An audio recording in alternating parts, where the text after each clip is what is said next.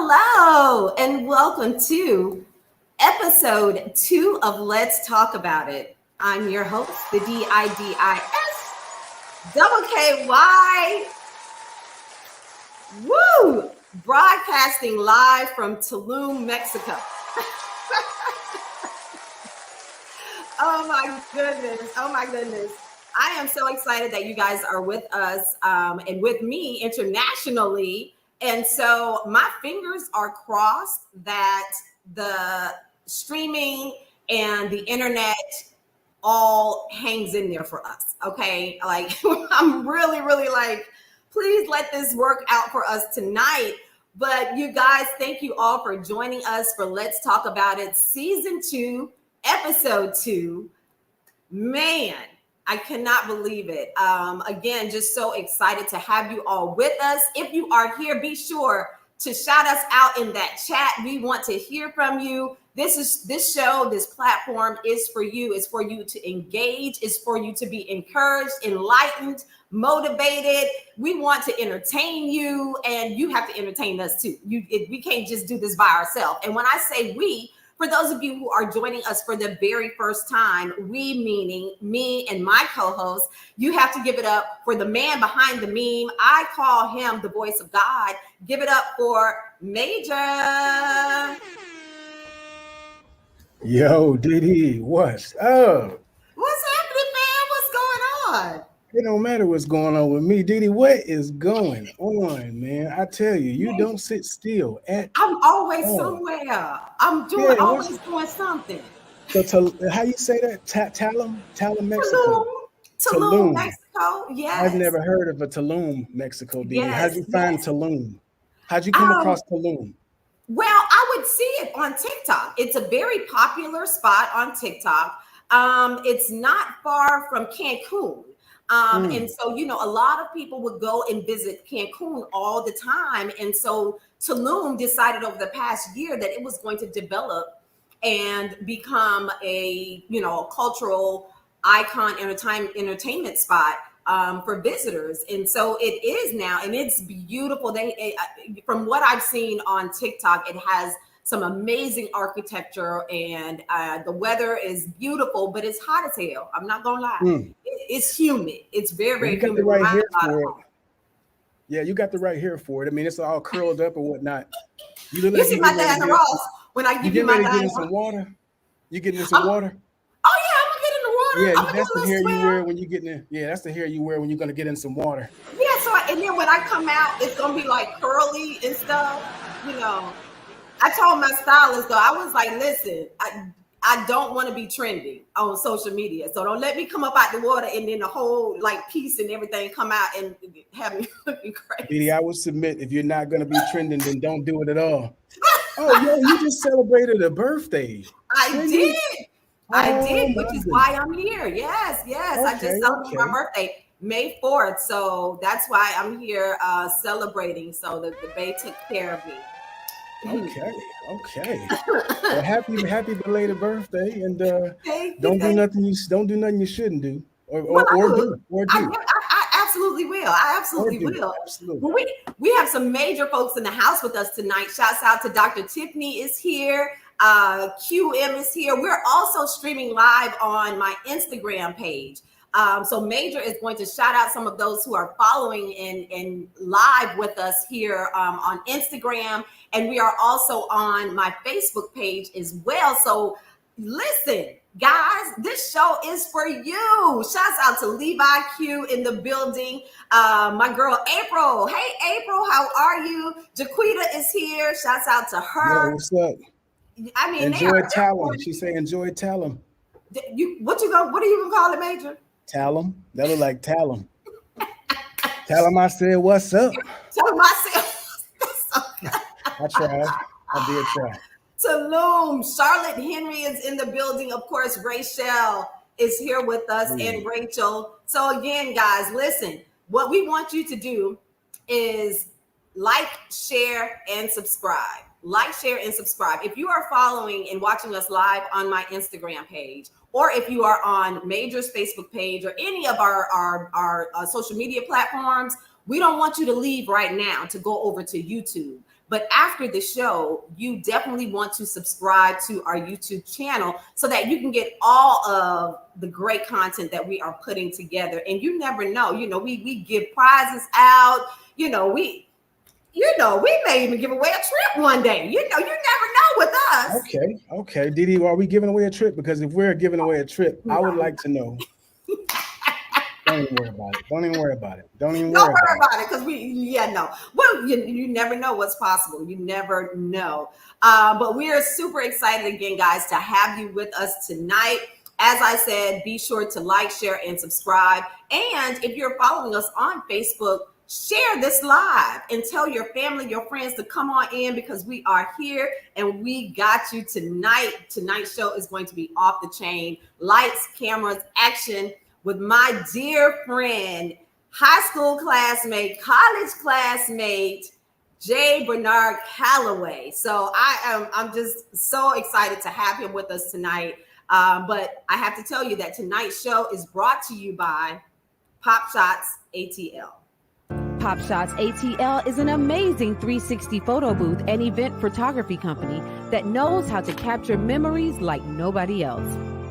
Their 360 photo booths are sleek and totally customizable with props and backdrops that'll have your guests flexing for the cameras. And check this out, y'all. They have a social media sharing feature that lets everyone show off their pictures and keep those memories alive long after the party is over. Pop Shots ATL takes exceptional care of their customers and pays attention to every little detail. So if you're looking to add some serious fun and unforgettable vibes to your event, Pop Shots ATL is the perfect choice. For more information, visit popshotsatl.com. That's POPSHOTSATL.com. That's right, Pop Shots ATL. And listen, it is prom season, graduation season. So you definitely want to capture those moments. We're getting ready to go into wedding season, right? For the summer, capture those moments, birthdays, weddings, special moments with Pop Shots ATL. So tonight, I am beyond thrilled to have our special guest tonight. He has an acting catalog that includes The Taking of Pelham 1, 2, 3 with Denzel Washington, Man on the Edge, The Equalizer, and Law and Order. So many more. Okay, that literally his catalog goes like ... He now stars as Terry on the BETPlus original series, The Miss Pat Show. You all give it up for my homeboy, my brother, and my longtime friend, J. Bernard Calloway.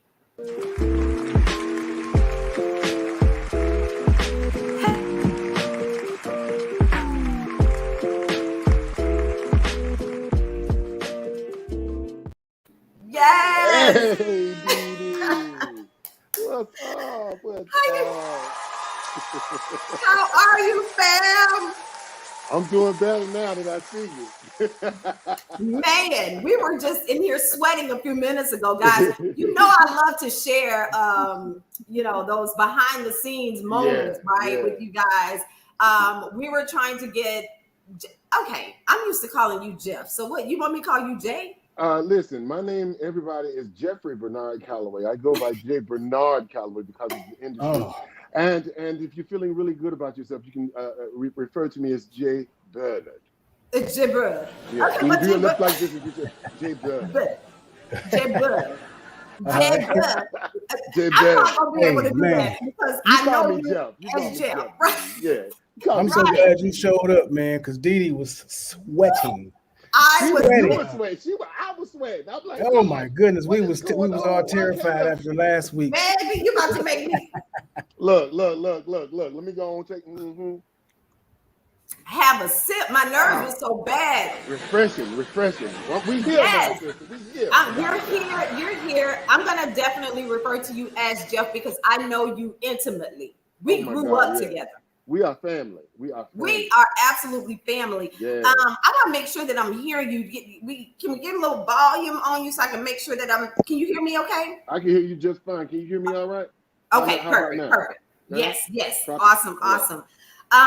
But again, let me share with the audience, I am broadcasting from Tulum, Mexico. Jeff, I'm celebrating my birthday. Yes, happy birthday. Yes. Happy birthday to ya. You better celebrate in Mexico. Yes. So, and then we were trying to get you connected, and that was like trying to get you connected. And I was like, oh my gosh, we're going live right now. There's always this behind, but it is just such a pleasure and an honor. But the part that's the pleasure and the honor for me is for me to be able to call you my friend. Like, y'all, let me help y'all out a little bit here. Let me explain something really clearly. Jeff and I grew up in the same community. Okay, we both from Lauderdale. Throw them L's up. We are both from Fort Lottie. We like to party, home of Jam Pony. Come on, Express DJs. Right. Okay. We attended the Dillard High School. Come on, that blue and gray, baby. That blue and gray. And I cheered, and Jeff played football. Yep. And then I went on and tried to mind my own business and attended Alabama State University. She couldn't get rid of me. And here he comes. Where are you going, Jeff? I'm following you. I'm following the good ones. I say, listen, if DiDi going to Alabama State, I'm going to Alabama State too. You know what I'm saying? You know, the rich cats talking about we going to the moon. Come on, we're going to leave and go to the moon. We coming to the moon too. Right. And so we were there again. I cheered for Alabama State. I was on the court, and then Jay was right there on the football team. Right there with Coach Markham and Reggie Barlow and all them. Reggie Barlow and the whole crew. Shout out, Reggie. Shout out, brother.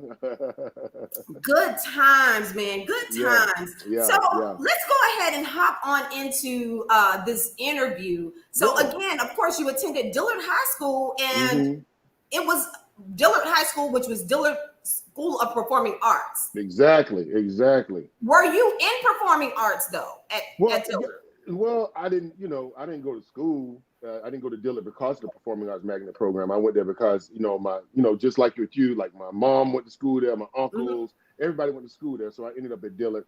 That so happened to have a Performing Arts Magnet. And I so happened, I'm a vocalist and I play the drums. I play all kind of instruments. So, me and Dillard High School and that blue and gray was a marriage made in heaven. You know what I mean? So I ended up migrating over there with Miss Jenkins over in the chorus, but also in the performing arts program where Miss Brown was, and she brought me right on in, and I just kind of ebbed and flowed through between that and football practice. So that's kind of how it happened. I had this little group on campus, and some of them was the performing arts program. A lot of them was in like the choir and sang with the gospel chorale and stuff like that. So, we all knew each other. So we kind of ended up getting together and doing a lot of creative musically things back in high school, and it was so much fun because DiDi, our high school just bled talent. We oozed it across the board, okay? Academically, athletically, musically, anything you could think of, we did it at that school. So I was so profoundly, let's go. Yes. Well, we did already. but now let's be really clear, and this is something that I would love for you to share as well. We were a school of performing arts. We became a school of performing arts. Dillard was not at first the school of performing arts, baby. You went to Dillard at your own risk. Dillard was that school that was off the chain. We had the performing arts section when we did have performing arts, but then we had, because the surrounding area was Dillard, which I didn't live far from there, off of 31st. I was on 11th Street, right down the street. My grandma's house, right down the street. So I'm proud to say, we grew up in hood. We grew up in the hood. This was not, Silver Spoon and no, and all in the great parts near the beach in Fort Lauderdale. No, by no means. No. It was not. So how did you? How, as a student at Dillard High School, How did you continue to stay focused on your mission of being in performing arts and then playing football, but not getting caught up with the rigmarole and all the hoopla and the drama and the, you know, hustling and everything else that we had going on, not only at Diller, but just within our community? Yeah, no, that's a really great question, DiDi, and I have two answers for that. Beatings and church. Mama said, no, ma'am. What you gonna do is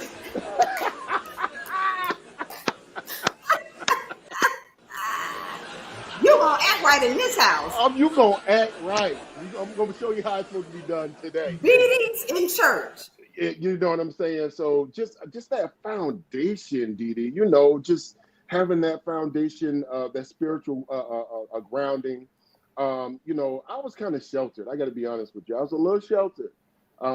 Because like I said, I was in church 24/7 around the clock. So that means I'm talking about Sunday, Sunday for, you know, regular church on Sunday, that's Sunday school, the service afterwards, then YPWW, that's young people, willing workers, Tuesday night choir rehearsal, Wednesday night Bible study, Thursday night prayer night, Friday night pastoral night, and because I played the drums and sang with the district choir and the state choir, I was all over it everywhere. So that kept me away from the hood. From the hood. Right. that element. Yeah. Yes. Once I got out of football practice in school, it was right home and then in the church and then the back home. And then not in that order, but just like that every day almost for me. So a very long time. Structured life. Major put up a comment talking about, do y'all really believe DiDi from the hood? Y'all just don't know now. And you know, DiDi is a sweet girl, but don't let her get Lauderdale on you now. You don't listen. It does not ever really come out, and even if she's tempted or tried, she still doesn't know how to hold it back. Yes. But she like a thundercat, she'll let it loose when she That's right. He knows. DiDi, how many fights you been in, DiDi? Here we go. No, for real. How many fights have you been in your life? Oh real my God. I ain't talking about like. No, I fought literally almost every day in middle school. Literally. Would you go to middle school, DiDi? Lauderdale? Where did you go? I went to Lauderdale. I went to three different I went to Faith Christian Academy, Plantation Christian Academy, and Plantation Middle School, what you know about. Yes. I tell you what, I'm not gonna go to no middle school called Plantation Middle School. I don't care how bad I want to learn. Listen, young man. If you were in that district, you were going to be going to that school, okay? You were going to that school. Exactly. Shouts out to Donna. She says congratulations on season 2, and she's shouting out, of course, Jam Pony Express, Big A's, and all of our Express, home team. Yeah, absolutely. So, what was the turning point for you to commit to acting? Like, what? Were you ever torn? Was there any other options in terms of a career projected for you? Did you think you wanted to do something else, or was acting like your ultimate goal? No. Heck no. When I got to Alabama State, DiDi, I was an accounting major, music minor. Okay. I was on scholarship. You know, remember Miss Manning? Remember Miss Manning from Dillage? So she's the one that really got me into accounting, into numbers and debits and credits and things. It became very interesting. So I was like, let me go to a school for business like Alabama State is, and historically black college. And it so happened that they had just come off the cusp of winning the championship. Okay, they won the SWAC the year before. They were Eddie Robinson and all of those. You did, yes. Yeah. So I had other universities looking at me and said, you know what, DiDi? I said, I want to go to a historically black college university, but I don't want to be too close to home. I want to be too far away from home. And that's how Alabama State happened.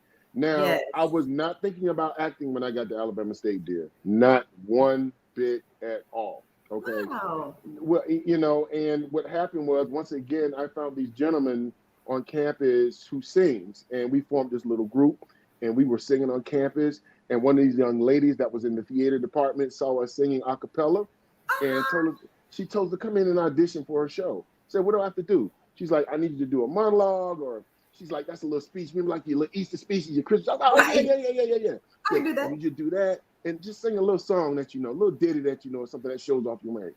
Cool. So I went in there, and I did it.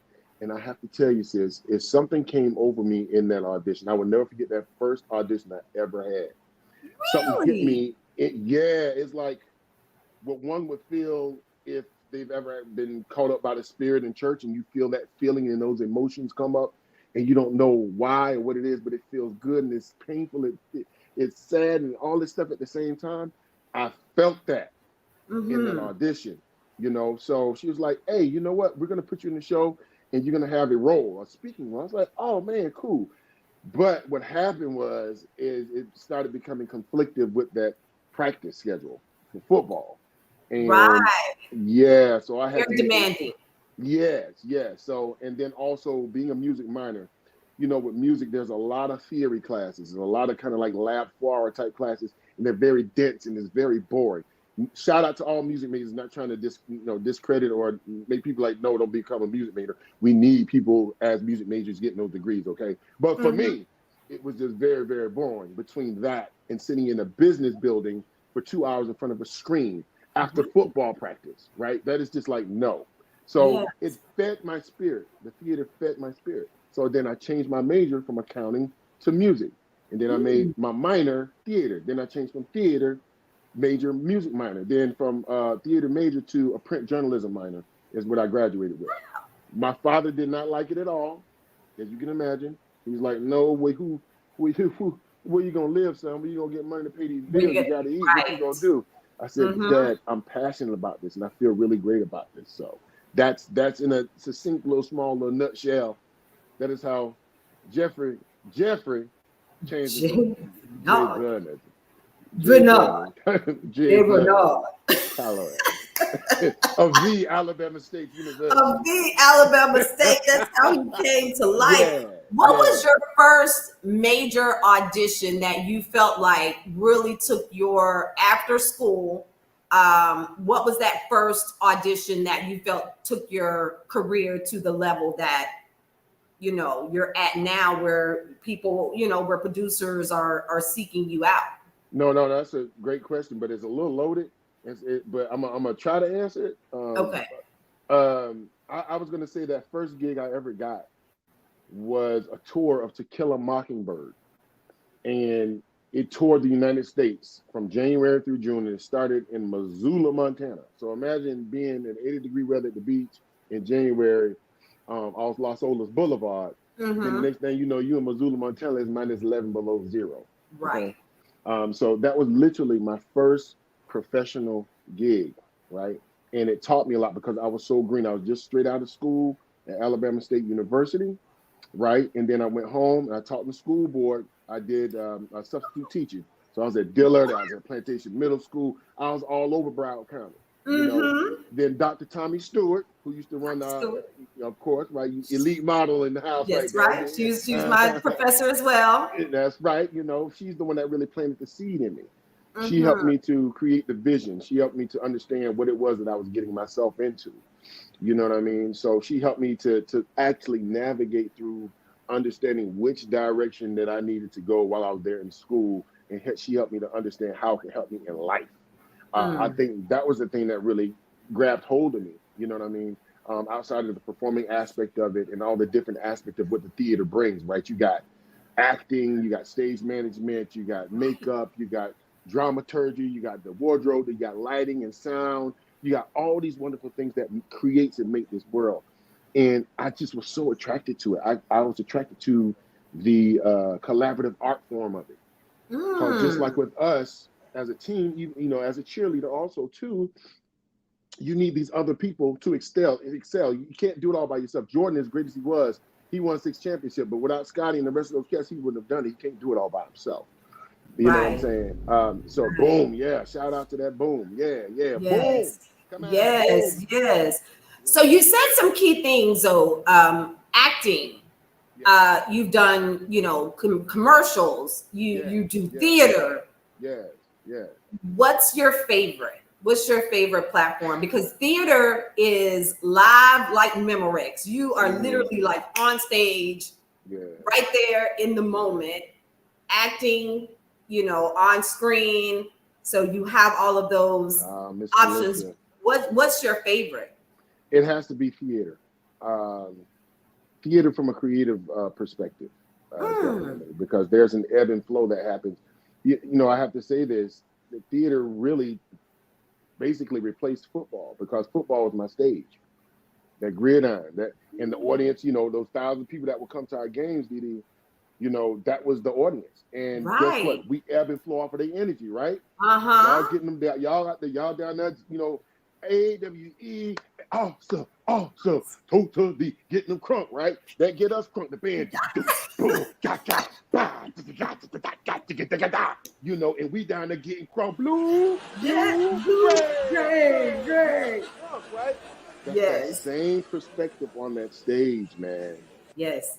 It's that just the ebb and flow of the audience, you taking them on this journey. And they're giving this energy to you and you're feeding off of them. This is the one thing I love about how we shoot the Miss Pat show. Shout out to Miss Pat show, everybody that work on it. Is that it's the closest, the 3-cam, it's the closest you're going to get to theater and cinema because you have that live studio audience. So we're definitely feeding off of them the entire time out of all the tapes and episodes you see. That's live and uncut, man, until they, go to the editing and cut it. But, but it has to be theater for me. Theater, to answer the question creatively. Yes, film and television is a beautiful art part of the art form also, too. I love it because you get to reach masses of people, yes, with your storytelling, and it's just here. So it's a different muscle somatically to ignite. The theater, boom, here, you're using your voice, you fill into the back of the stage. Film is right here, what we're doing right now, DiDi. Right. You know what I'm saying? Both of them are beautiful. One of them pay a hell of a lot more than the other one. The other one is much more. Speaking of that, well, let me shout out Love Child TV. She says the Miss Pat show feels like a modern day My Wife and Kids, but in a real Black neighborhood. Right on. Yeah. Shout out to that. Yeah, love that. Yeah. Speaking of, you mentioned something about pay. Yeah. And recently, Taraji P. Henson came out and spoke out in regards to the unequal pay of Black actresses. Yeah. What is your thought behind that? Well, there are a lot of things that I agree with her on, especially in the sense of understanding your value. I think that it's very important for artists, especially actors, to understand their value because, unfortunately, we're kind of at the bottom of the totem pole, when it comes to understanding, who's going to get paid what as far as the hierarchy is concerned. Yes. And we're the last to find out about those things. But once you understand what it is that you bring to your table and the value, you can't go under that. And you have to make sure everybody regards and understand that. And so as you go up in the game, as Taraji have, you expect to be, treated as your other peers, like your Meryl Streeps and all the other people like Viola. Everybody was saying Viola Davis is the white Meryl Streep. And saying, well, why don't you pay me some Meryl Streep money then? Why don't you give me these Meryl Streep parts and things of that nature? Those things I really do agree on. The thing I would make sure that we understand, because I don't know Miss Taraji P. I have no idea an inside scoop on how that relationship developed between her and the good people there, the color purple and all that stuff like that, and her understanding of what her perspective is of how she is and is not being treated as far as economics are concerned, and as far as just the business in itself, is that this business is predicated upon relationships. And understanding those relationships and not burning bridges, I think for me is the key. And I ain't saying to kiss nobody behind, but at the same time, that if you come in ready, as the great Miss Vanessa Williams always says, she said, just be ready, be loose and be ready. You know what I'm saying? And do your best. Everything else is going to fall in place. Yeah, life happens, right? Things happen. You got to deal with it. You know what I'm saying? You got to move it. And that's the key of trying to understand yourself as an artist and a human being through communicating and understanding who these people are that you're working on a daily basis. I'm circling back to Miss Taraji P because I don't understand her full perspective of what that is for her. But I tell you what, I know she does understand who she is as an artist, and her value to what she brings to the table. And I also feel that one should be compensated for that. You know what I'm saying? That's across the board. That's across the board. So while we on that Taraji P thing, absolutely, I don't want to be messy, but I remember recently I saw this clip after they filmed The Color Purple, and the clip was of it was Taraji, it was Danielle, Oprah and Blitz, Okay. Bazaboo. And there was clearly some visible tension between Taraji and Oprah. And people were saying like Oprah is a gatekeeper, if you will. Mm-hmm. Has that been your experience with her at all, or what would you say? Nah. Shout out to Oprah. No, that has not been my experience with her. I mean, that what you see here is the picture where I did Memphis the Musical on Broadway. We won 4 Tonys. There at the Schubert Theater on Broadway back in 2010. Best musical, best orchestration, best book, and best score. That is the one and only time that I met Miss Oprah Winfrey. Outside of that, hey brother, she is a gatekeeper. Yes, she is. What perspective of that for me to her, I don't have it yet because I haven't experienced it yet. You know what I'm saying? So I really don't know. I ain't trying to evade, but I truly don't know. Respect. Yeah, I was man. just curious because you have the inside perspective, man. I appreciate you answering.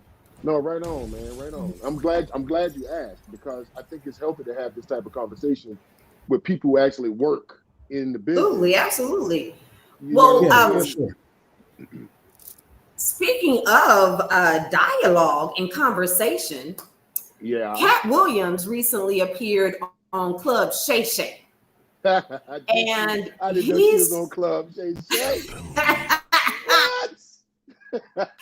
And he brought up the fact of Ricky Smiley. And Ricky Smiley, what? You kind of broke up a little bit, DiDi. Characters DiDi of in women. Mexico, she got Eddie Murphy. We've had Martin Lawrence. We've had Richard Pryor, a woman character. Or are there boundaries for you? Can you hear me? Because you're breaking up, so I barely could hear the question. I think you were speaking about playing women characters. Is that what you were speaking about? Is that what you asked about? Women character. Would you play a woman character? This is a great question. It really is. I'm gonna, I'm paraphrasing a little bit. Shout out to Marlon Wayans, man, and how he speaks about how other demographics and ethnic groups don't jump so hard on their kin or their color when they dress up that way. You know what I'm saying? It's like they look at it as art. It's comedy. We're creating. That's what it is. So you have that perspective of it, right? And I understand that, especially creatively if it works. The flip side of it is that I think us as a people for so long have been dealing with racial issues and not even speaking about the topic of being gay and heterosexuals and lesbianism and anything like that in our culture. We kind of like hold it, kind of keep that on the DL, right? And we don't really talk about it, So now when it's time for me, for instance, if I have a role, for instance, in wherewith they're like, okay, Jay, I'm not going to say what the name of the production was, but it was a great piece, and the character I was playing was gay. I had no problem with that. The character also had a partner. No problem with that. We had adopted kids. No problem with that at all, right? But then it started getting into sexual content, right? Cut to us getting out the shower, cut to us just making love and, me busting bumps on his back and clipping toenails and all that kind of stuff like that, right? The thing is, for me, I tapped out of it. You know why? Because I felt like I wouldn't be able to do the culture correctly, right? I wouldn't be able to play this role with the dignity that it deserved. So for someone who's lived through that, who knows that life, versus me acting at it, right? I'm saying, now I'm not saying I couldn't do it, but then I'm not comfortable enough to be able to be vulnerable in those type of scenes just yet for myself. You see what I'm saying? But Absolutely. see, that's just me. Now, have I played a character where I had to put on a dress and throw on? I didn't. It was in the Comedy of Errors. It was at Shakespeare Theater Company in DC. You know what I'm saying?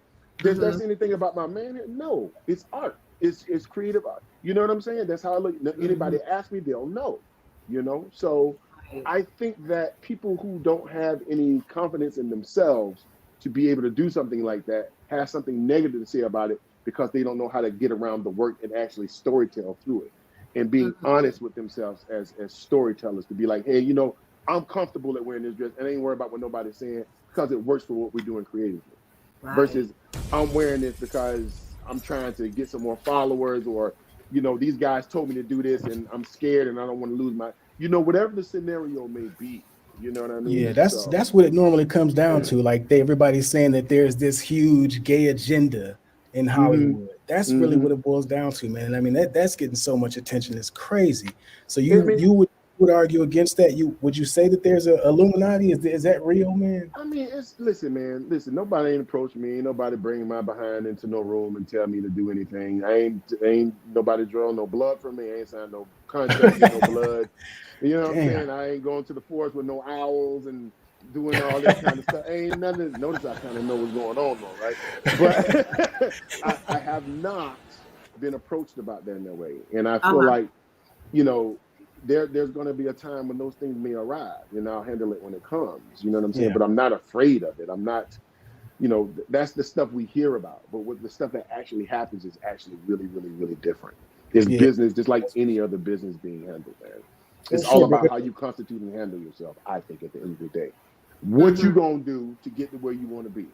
Are you going to do something outrageous to get there quick and get a quick fix? It's just like my trainer's telling me now, because I'm working on my girlish figure. Shout out to Dakota Rivers. You know what I'm saying? He's like, you know, Jay, listen, you know, we got to do one step. Crumbs, baby, crumbs. You got to crawl before you walk. Or do you want a quick fix and we going to get you some steroids and you be all shot up and all good in the next couple of weeks and you be like, like, no. Nay. Yes.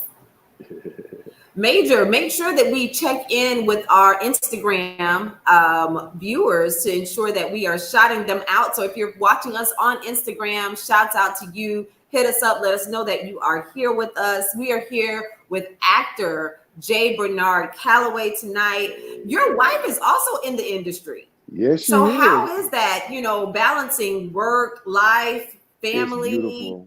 It's beautiful. It's so beautiful. It's so beautiful. Y'all, please help me. Come help me, please. She right there. It's so beautiful, y'all. It's nothing, you know, it's the best thing. Help. No, I'm just joking.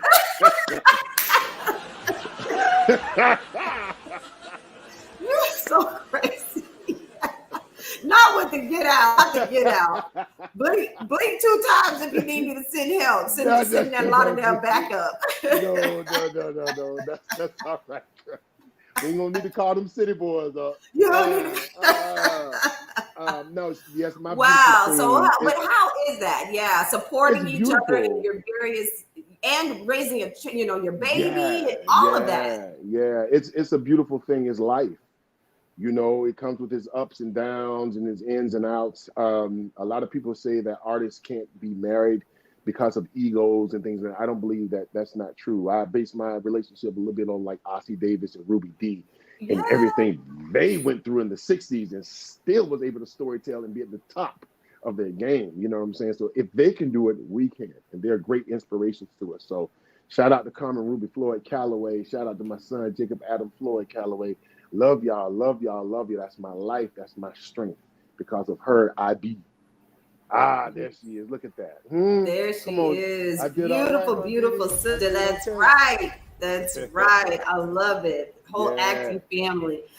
So the acting, the strike ended in November of 2023. And I've heard rumors of possibly there being another looming strike. How has that impacted you in what you're doing in terms of the a show? Are you is it possible for the show to end? How does that work? Because I know we are in the industry that want to know how that actually works when there's a strike in place. Well, you kind of broke up a little bit. I think I heard the first part of your inquiry was how did that affect that first strike affect how we approached going into the season for season 4 when we shot it. Was that right? Kind of like around the kind of vein that you asked there. And things shut down completely. I was actually in the middle of doing this piece called The Harder They Come at the Public Theater. It's a musical. The strike started in March, if I'm not mistaken. And when we got word, we were gearing up to get ready to shoot season 4, I believe, if I'm not mistaken, in like, let me see, April, around about April or something like that, we had planned on shooting it, but we had to shut everything down. So we were all wondering what's going to happen. 1 month go by, 2 months go by, 3 months go by. We're like, oh my God, what is happening? What is happening? What is happening? But thank God, I think the creator, the gods, the universe that kept Miss Pat's show intact, because it's a lot of our friends' shows it got canceled. A lot of them, they got let go. But we were the one that kind of stayed steadfast, and we still here, and we're still around, and we're ready to release this thing May 23rd to give some people some rest from the chaos that's going on out there in the world. You know what I mean? So absolutely. Yeah. It was a tough period, DiDi. It really was. But at the same time, it was just like Miss Pat come out. So that is May 23rd. May 23rd. May 23rd is when that drops. May 23rd. Yeah. There's I was going to say that, that feel during the strike was the same kind of feeling during COVID.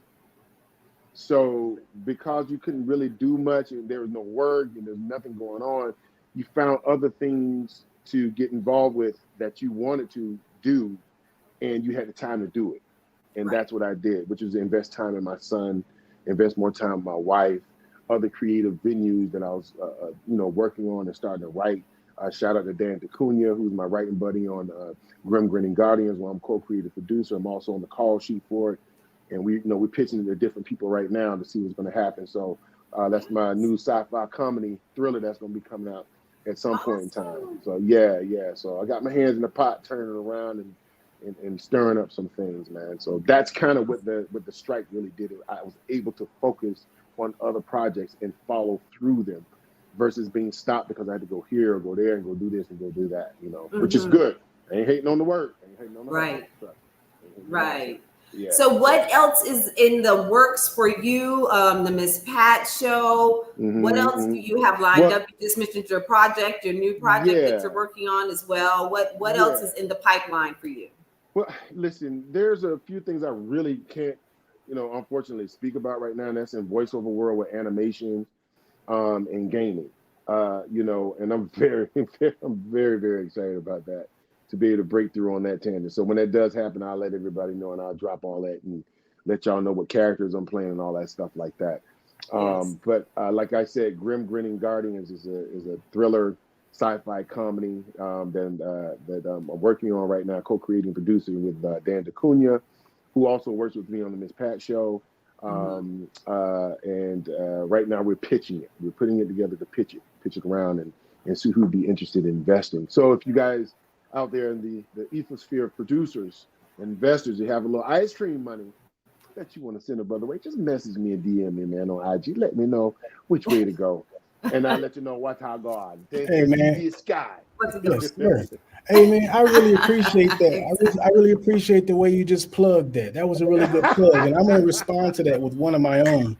Yes, sir. If you were ever in the area, bro, and I'm a film student here in Georgia at GSU, man, and I'm with the Georgia Film Academy, man, I would love to come out and get with you one day, bro. Like, just on set and get some behind the scenes, man. I got my clearance and everything. To you right now, Major. I'm gonna put this out there to you right now. We film in Atlanta, and we do live shows. So we stay in touch. I'd love you to come out to a live show. That's the best way. I would love to come out to a live show, bro. You too, DiDi, whenever you're in the A, come through. Yes, sir. I appreciate it. Absolutely. I will be right there. Definitely. Yeah. Well, tell everyone how they can stay in touch with you. Give them your social media platforms and how they can follow you. And on all platforms, J. Bernard Calloway. That's JBernard Calloway, Calloway. You can also find me on International Movie Database. That's IMDb. All you have to do is type in J. Bernard Calloway. You can see all my work, everything that's there, how to get in touch with me, how to get in touch with my publish. Shout out to all of my folks and my reps and everything. They're going to be right there. Damnation Entertainment, Catwalk Media, Buckwall Talent. That's right. Let's go. Oh my goodness. Thank you so much, my friend, for taking time out of your schedule to be with us. This has been a complete pleasure, to DiDi. be live in the audience. Yo, this has been a complete pleasure. Thank you for having me, sis. Nice to meet you, Major. Love and respect all yes, sir. Every way. You know how we do, homegirl. Out of Fort Lickerdale, right. Florida. Let's go. I appreciate you, brother, man. I definitely will be catching up with you for sure, man. Peace. Right on. Hey, Major, I want to say one more thing, man. I yes, just got to acknowledge my girl, DiDi. I'm very, very, very, very proud of you. Yes, You yes, have absolutely. always been a staple of excellence, get-to-itness, inspiration, and focus. Yes, always. man. Ever since I've known you, always. So I thank you for that, because that's great for me to see as, you know, your younger brother, but not by much. You know what I'm saying? Come up and look to and aspire to. So thank you. I love you. I love you. Thank you. But it's the relationships, like you said, it's these lifelong relationships, and even the ones that come in your life. I strongly believe in a season and a lifetime. And that's right. You are certainly a lifetime friend of mine. That's right. Hey, listen, you enjoy Mexico and you come back safely here. Yo, peace. Hey, Major, peace. Peace, y'all. Yo, that was pretty dope. Oh, that was so awesome. Awesome. Oh, Jay. Anyway, shouts out to our special guest tonight, my dear friend.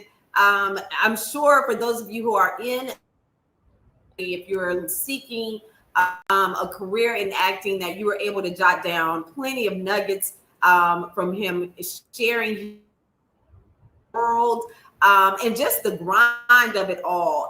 It's you never know the trajectory of your life, and he is someone who shared a story that he went into accounting.